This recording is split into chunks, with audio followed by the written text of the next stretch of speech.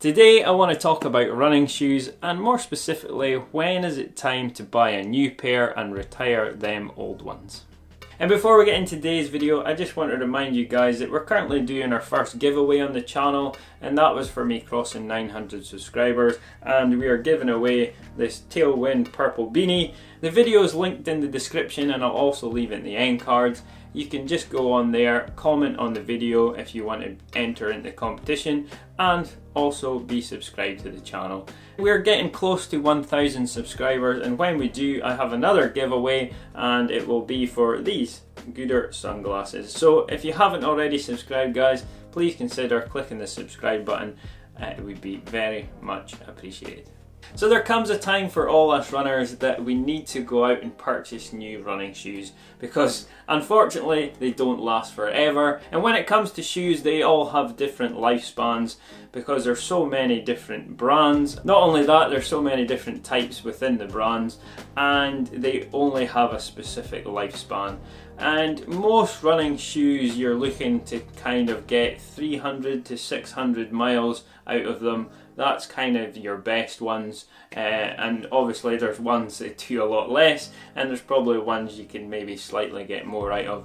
And my most recent pair have been these, the Nike Pegasus Turbo 35s, and these have been amazing for me. I've run a few marathons for Project 52, and I've just put in tons of miles, and they still look pretty great, but unfortunately they are starting to come to the end of their life. I've looked at my Strava, I've put like 436 miles into these, which is quite a lot of miles, and I think it's time to look at getting a new pair. Now, I'm not someone who has had lots and lots of different running shoes over the years. I do try to get the most out of my shoes before investing in a new pair, and I have been looking at what is out there, and that's what you have to do, guys. You've kind of got to go out and look at trying different ones and getting something that you like the look of first of all, because that's normally what we do first. We like the look of something, and then we have to go and kind of get into them and see how they feel. If you're a beginner,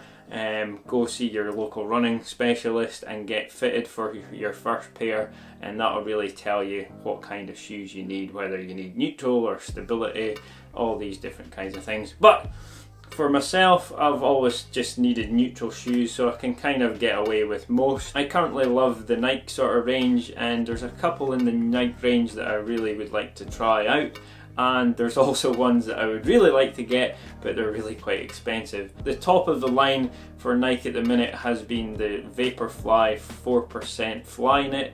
They're the ones that Kipchoge wore to break the world record. I did get to try them on down in London, and they felt amazing, and I really did want to purchase them. And now they're bringing out a new one called the Vaporfly Next Percent, and I really like the look of them, and I really like the colour, because I didn't really like the colour of the other ones. So I'm going to hold off, I'm going to put pennies away, and when they are available I'll hopefully grab a pair. But I think these are not going to be out till July, I've heard, so I'm really in the kind of look for a pair of shoes at the minute. What I've been looking at is, there's two that I've been looking at getting. First of all is the Nike Pegasus 35s. They are a great everyday trainer, I've heard, and they are kind of, I think I've looked on Pro Running Direct, and they're only £78, so it's not a huge amount of money considering what you can pay over hundreds of pounds. That's definitely one I've got my eye on.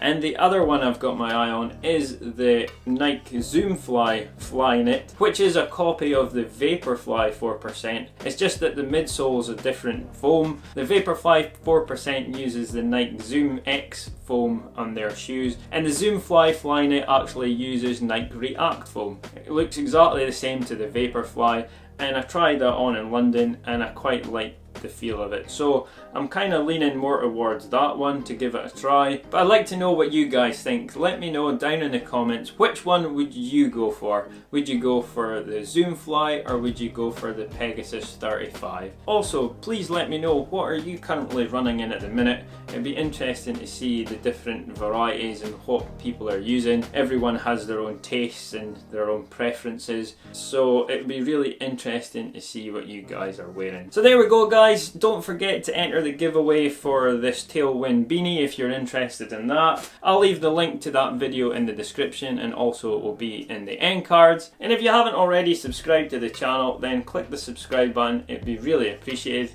Guys, you know what to do. Get out there, run with style, and I shall see you in the next one. Jamie.